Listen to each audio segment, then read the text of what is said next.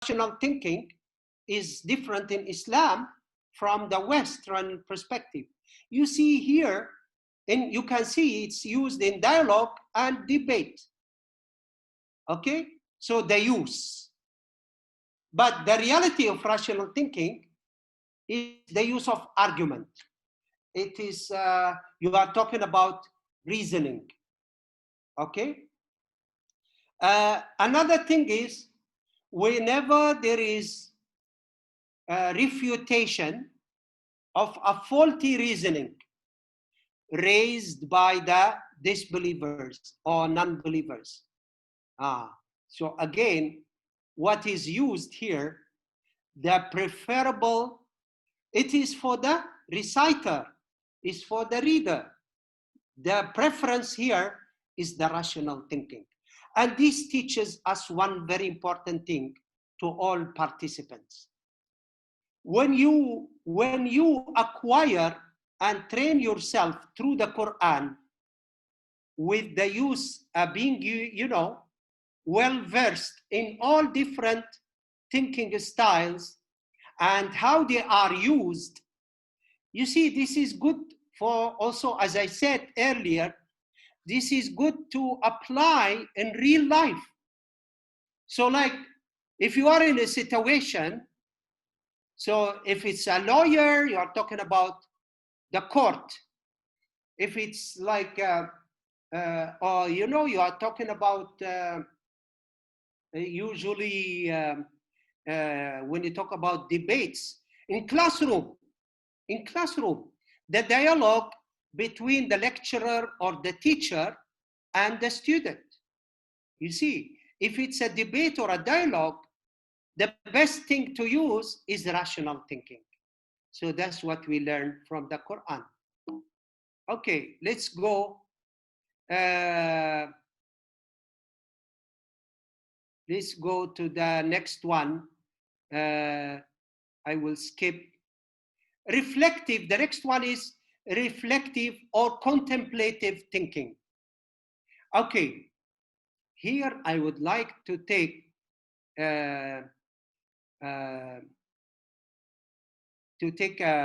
let me introduce what do we mean by introduce reflective thinking.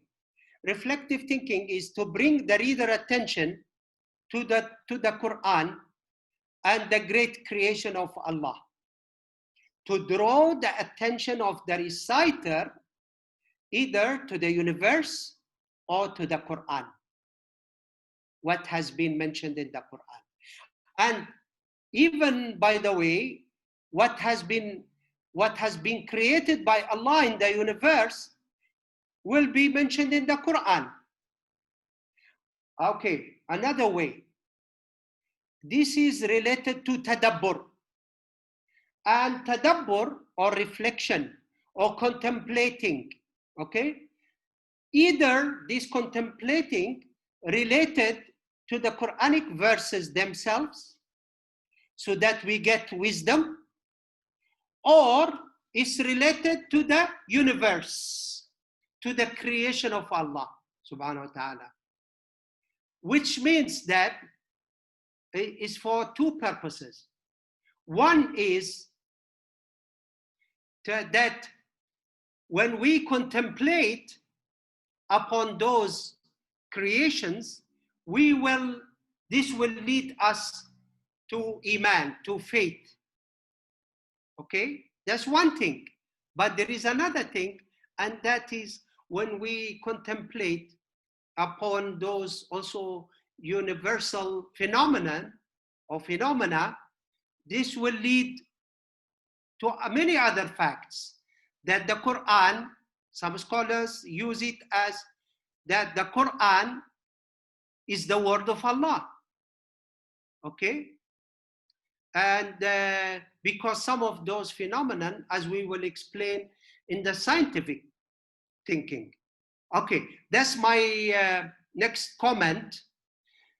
Scientific thinking and contemplative thinking have something in common. Okay, and that is drawing our attention to the drawing our attention to the signs of Allah, to the universe, to the creations, to the great creations in the universe that were created by Allah, both in reflective and scientific.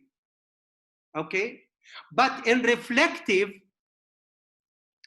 the ayah will end with a question or asking us to, with a thinking term that is telling us to think, to ponder, to reflect.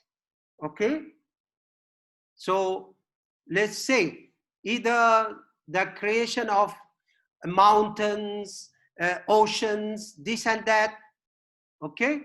Inna fi khalqis samawati wal ardi wa ikhtilafil layli. So is, you know, days and night, the mountains, this and that. So la ayatin. Okay? So there are here there are durus, there are lessons, there is wisdom for those who contemplate, for those who think. Okay, so that is the reflective thinking style. But if the Quran mentions only the great creations of Allah without asking for tadabbur, usually that is stating. Okay, what we have, stating facts. So it's different. Here, in reflective, drawing our attention that these great creations have been created to be subservient to us, as in the Islamic worldview. That these are to help us to live a better life. That will lead us to think that there is a creator behind this, so that we believe in that creator, and that is Allah. That's for the reflective thinking or contemplative. For the thinking, for the scientific thinking, is stating the facts, stating the scientific facts. Here, there could be also other purposes, among of which is that Allah, like when Allah told us about the different colors of the mountains. Only lately they found out that the color of the mountain tells us what kind of substance is inside. Is it iron? Is it, silicon, or this or that? Subhanallah. Now with the advancement of knowledge and technology, now we know how great, how a different color of a mountain will help to know what could be in that mountain, what we can find in that mountain. So just to share with you, scientific, there are also different objectives for scientific facts. Some scientific facts, like the one, the creation of honey or the creation of milk. If you go and read the book of Maurice Bucaille, the French Orientalist, I believe he became a Muslim later on. He wrote a book on Quran, the Bible, and the Old Testament, a Torah, and and ilm, the knowledge, and science. In that book, by the way, in my book, I quoted Maurice Bucaille. He said the great fact about how the milk is created inside, let's say, the cow or whatever is so great that only after 1,000 years after the Quran has been revealed, we know the reality. You know, with the ultrasound, with this, with X-ray, now we know. The same can be said about the stages of human creation inside the womb of the mother. Many things we have been told, we only knew lately after the advancement of technology. So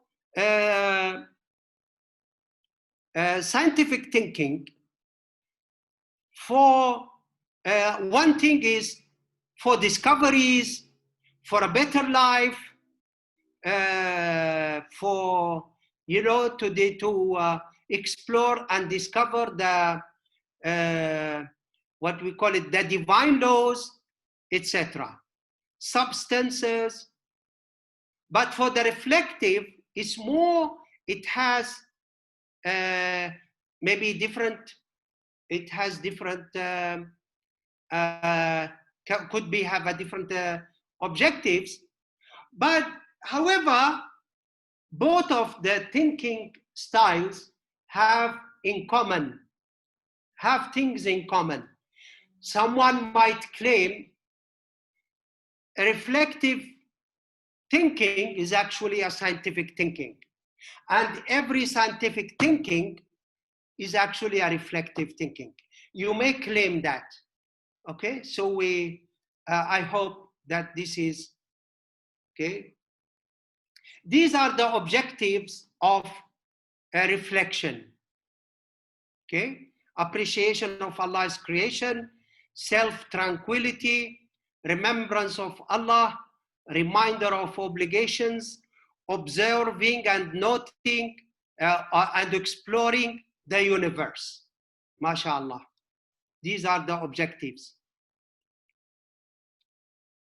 Okay, these are the terms where I said, you know, we have two indicators. The mention of signs of Allah, okay, إن في خلق السماوات والأرض واختلاف الليل والنهار لآيات لأولي الألباب. Okay, indeed, in the creation of the heavens and the earth and the alteration of day and night, you see, here Allah tell us about the day signs. There are signs for those of understanding. Okay. Let's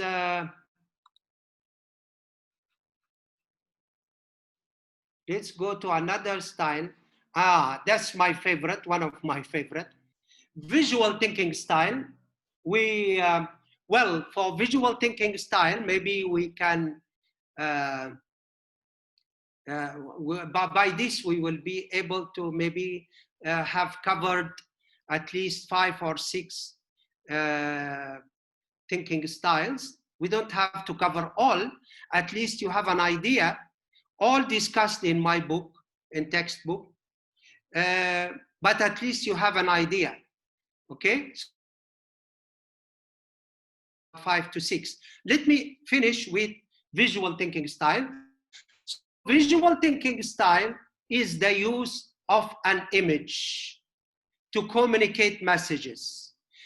Okay, communicating vivid scenes and images in the Quran. So whenever you see an image in the Quran, the image is like what? It's like you are watching video. So great. So whenever you see those images, this means that it is visual thinking. Okay, there are four uses to my best knowledge. Maybe there are more. Okay, but to my best knowledge, there are 4 usages of visual thinking in the Quran. Number 1, to describe the horrible moments of the day of judgment. Number two, to describe the paradise. Just imagine, my brothers and sisters, how would we imagine how the paradise, or at the other end, nasallahu al-afiyah, lana wa lakum, Allah save us, hellfire. The description of the day of judgment, the description of the paradise, and the description of the hellfire. These are three issues related to akhirah. But there is a fourth issue related to the human behavior. And great, it's so great. Describing some human behaviors in the Quran. Okay, what is used is visual thinking to, to communicate that to that image, to the reciter.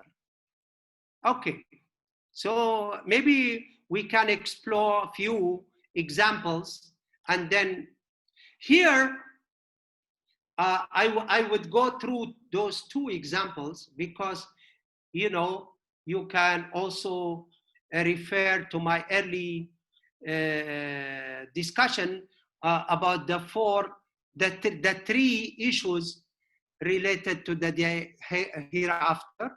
And then, so here we have two examples. The first one is the day of judgment.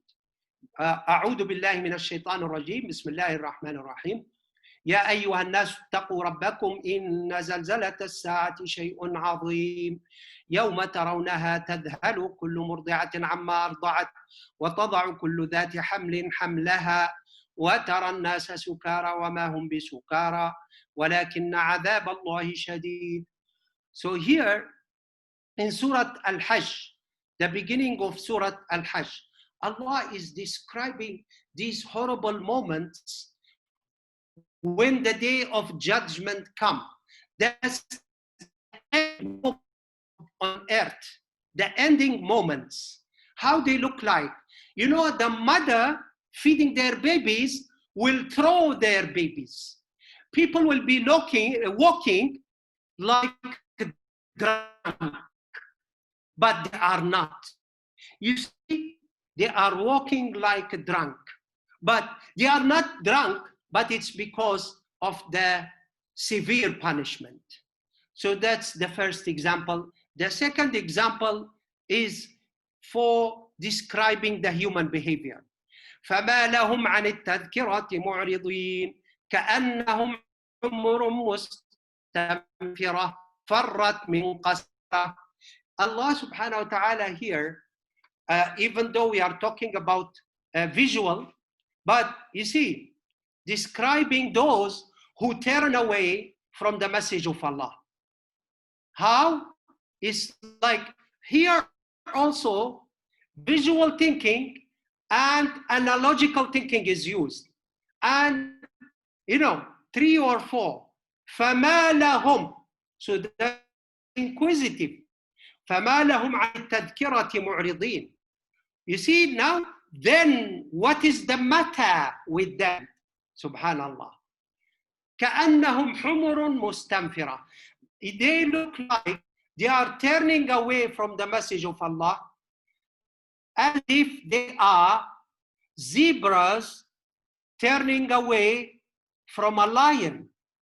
I'm sure you have seen that scenery in what they call it, International Geographic